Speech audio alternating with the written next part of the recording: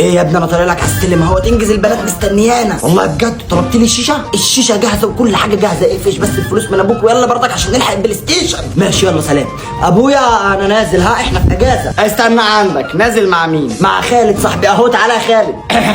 ازيك يا عم واخبار حضرتك ايه؟ حبيبي يا خلوده طالما انت ماشي انا بطمن على الواد معاك. بتطمن عليا مع ده يا بابا؟ اه طبعا عيل محترم مش زي باقي اصحابك. تتخيل يا خالد ان في عيال ولاد كلب بياخدوا فلوس الدرس ويروحوا البلاي ستيشن؟ ايه ده معقول؟ والله تتخيل يا خالد ان في عيال ولاد 60 قرعه بيشربوا شيشه من ورا اهاليهم؟ لا مش معقول الكلام ده. تتخيل يا خالد ان في عيال ولاد 60 جزمه بدل ما يروحوا الدرس بيخرجوا مع بنات. لا بقى ده كده كتير، دي عيال ما تربتش. امال يا اسطى رجعت هزق؟ ما هو بيطمن عليا معاك، اعمل ايه؟ طب يلا يا حبايبي انزلوا بقى عشان ما تتاخروش، خلي بالك منه يا خالد. ما تقلقش يا حاج في عينيا. يلا بقى يا اسطى عشان نلحق العصر. الله اكبر الله